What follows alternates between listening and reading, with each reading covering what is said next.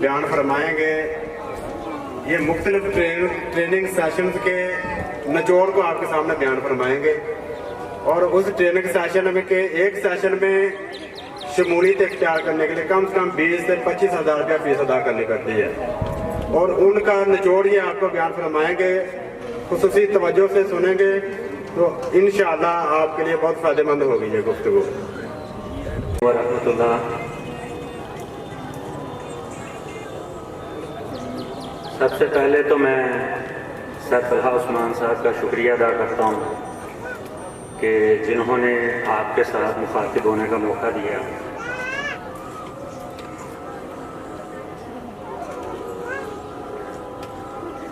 तलीम और स्कूल और वालिदैन, इनका आपस में बहुत गहरा ताल्लुक है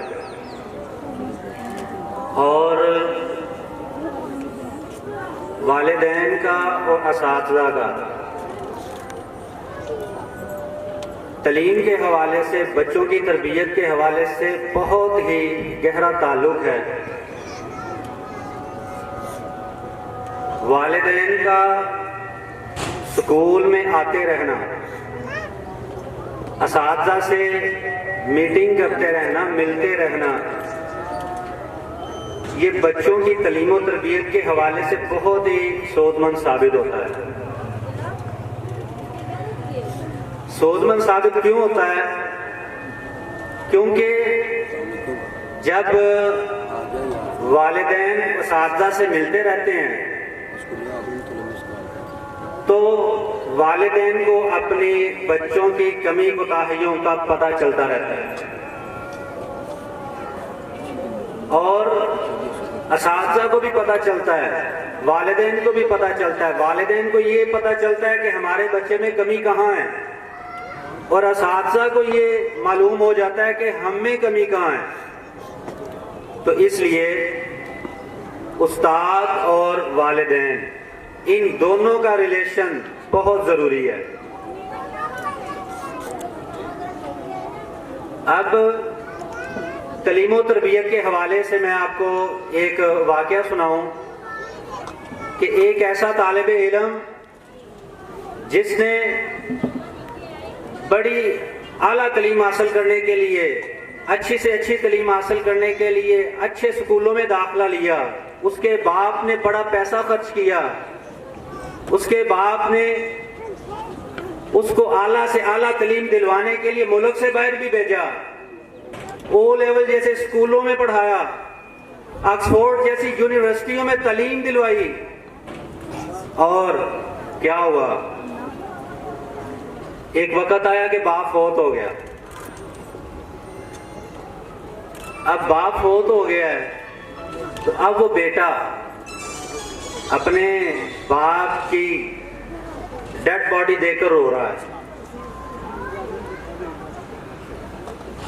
और मुसलसल ज़ारों की तार रो रहा है। जनाजे का टाइम आया, उस वक्त भी रो रहा है, दफनाने का वक्त आया तब भी रो रहा है।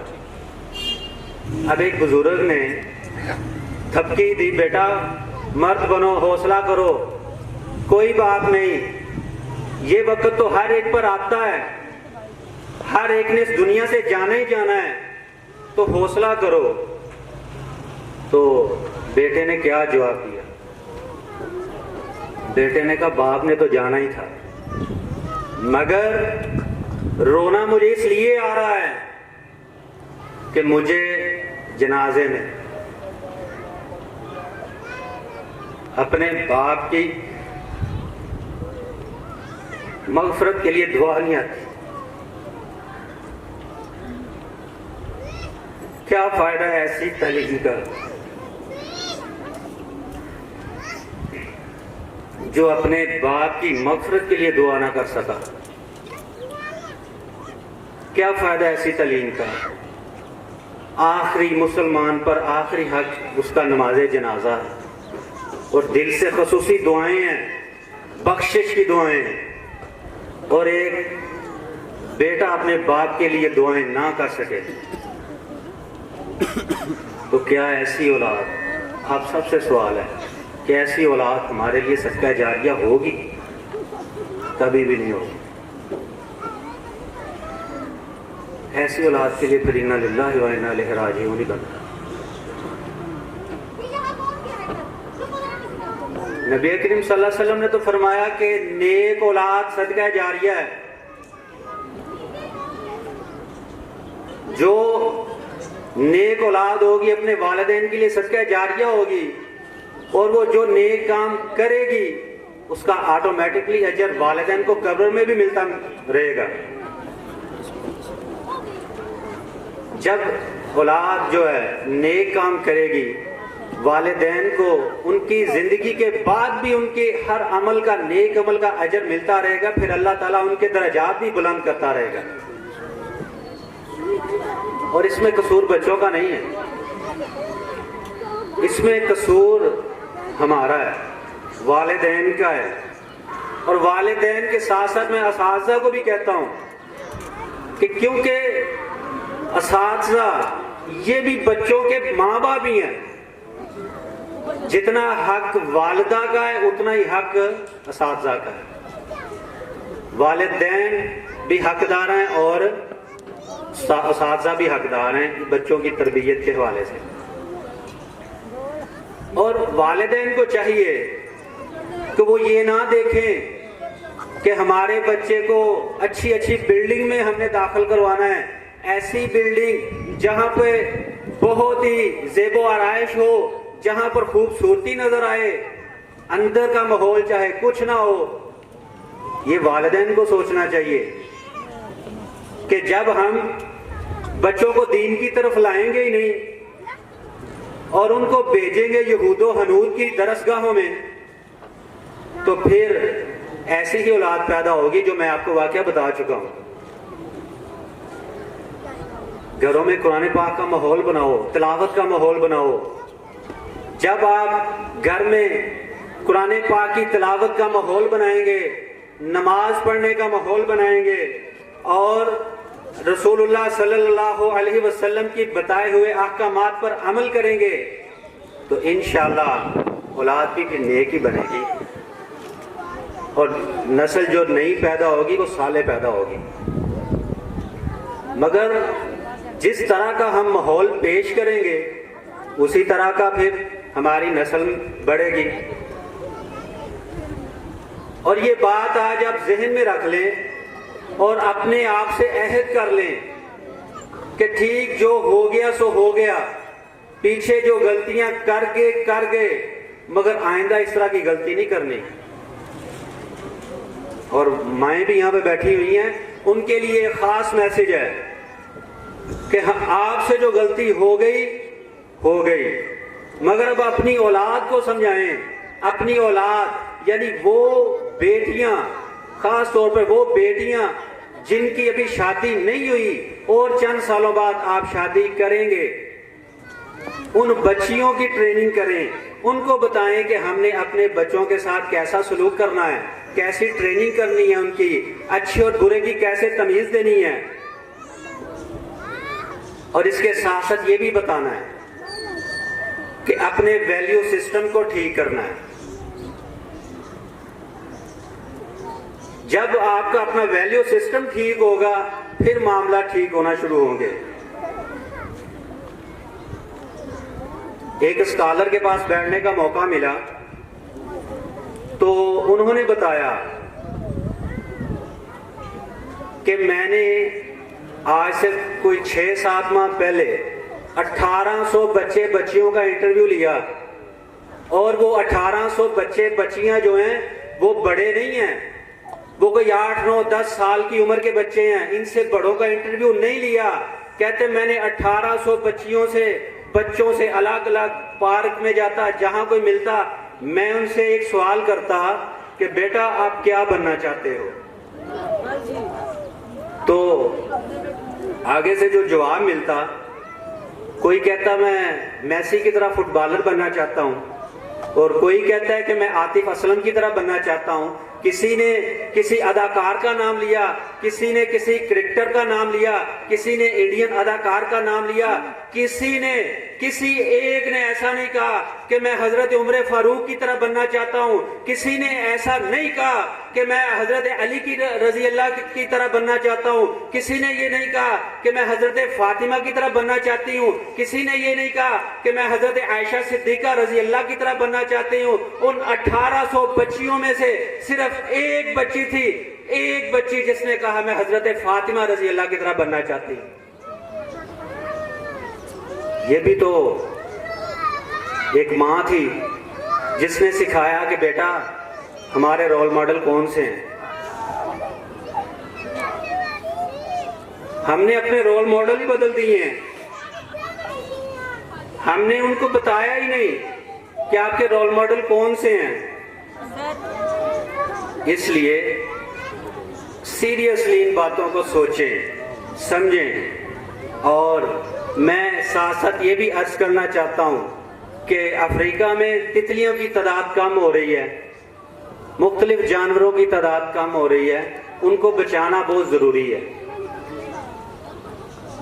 और इंसानों की तादाद तो कम नहीं हो रही। और मैं तो ये कहता हूं कि अगर आप इन बच्चों की तरबियत नहीं अच्छे तरीके से करना चाहते, उनकी तरबियत अच्छे तरीके से नहीं हो रही, नहीं कर पा रहे, तो खुदारा बच्चे ही पैदा ना करें।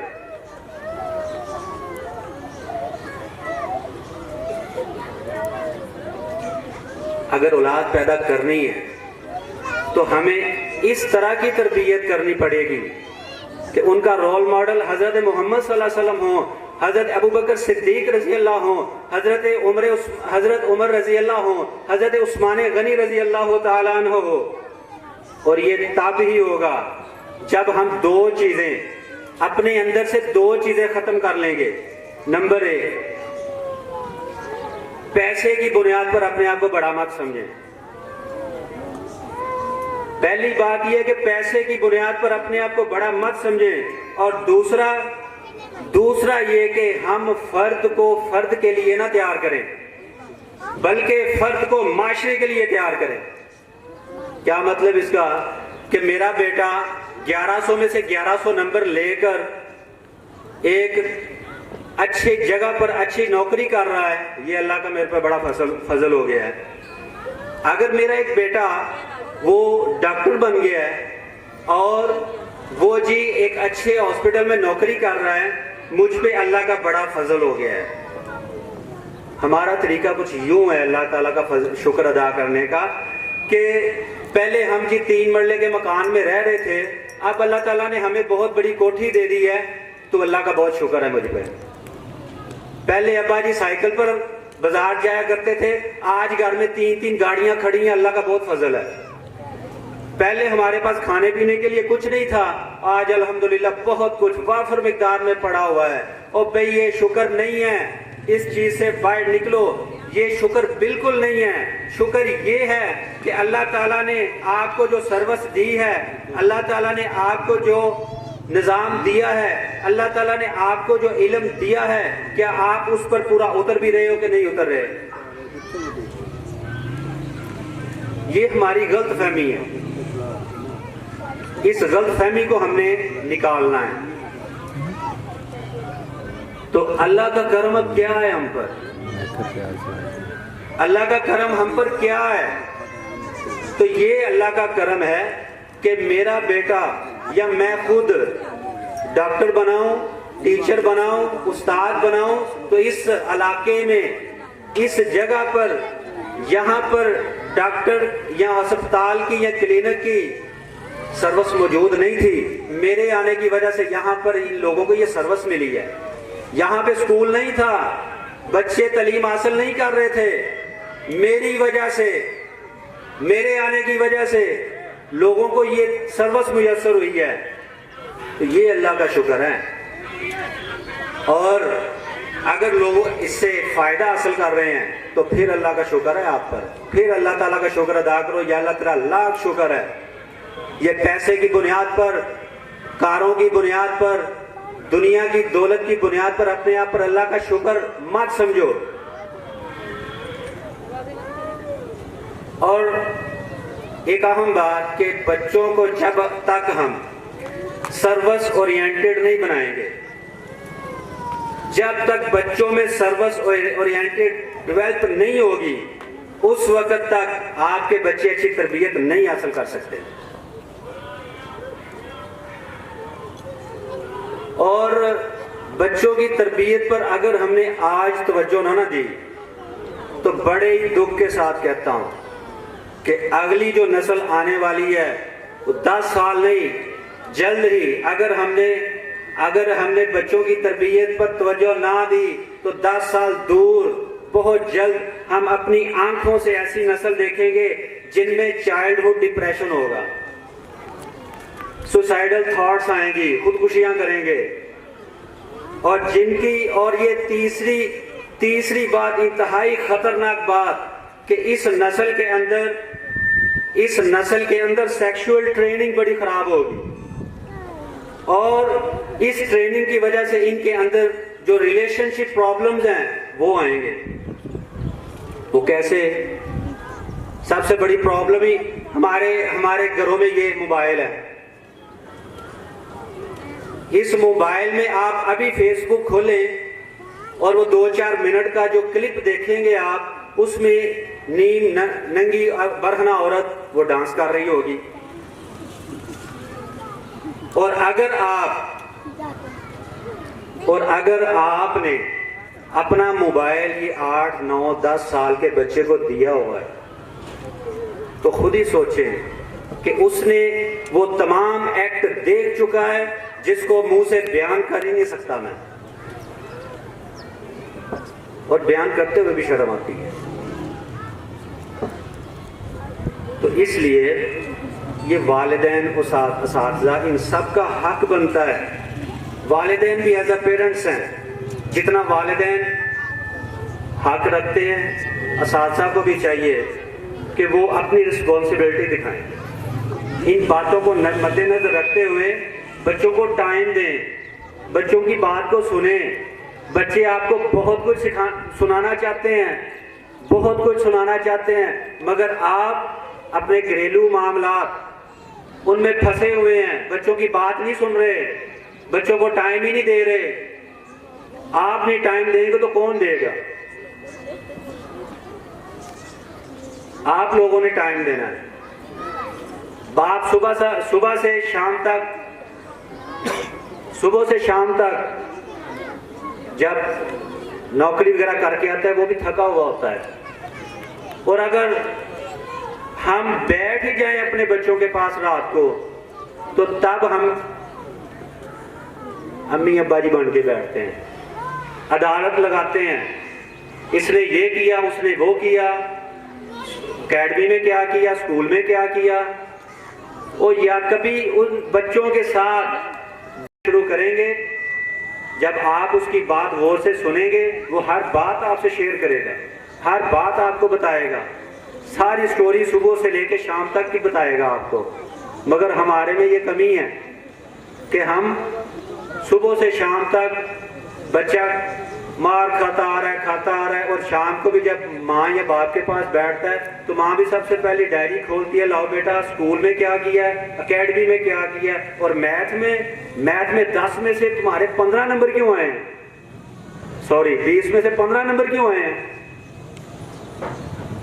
जब आप उसको इस 15 नंबर पर एप्रिशिएट कर देंगे, उसको शाबाश दे देंगे, तो वो 15 से 20 पे भी आ जाएगा। मगर हम ना 15 पे खुश हैं ना 20 पे खुश हैं, तो फिर बच्चा क्या कहता है कि मैं जो मर्जी कर लूं, आप खुश नहीं है, वो फिर बागी बनता है, फिर बगावत करता है वालिदैन के साथ, फिर वो जिद्दी बनता है, फिर वो बात नहीं मानता। तो आज ये बातें आप सब के लिए बड़ी इंपॉर्टेंट थी। तो आप सब माएँ बैठी हुई हैं, टीचर्स भी मौजूद हैं, क्लास में बच्चों को भी ऐसे ट्रीट करें, और माएँ अपने घरों में भी बच्चों को ऐसे ट्रीट करें। इंशाअल्लाह एक ऐसी नस्ल परवान चढ़ेगी जिसका कोई सानी नहीं होगा। अस्सलाम वालेकुम।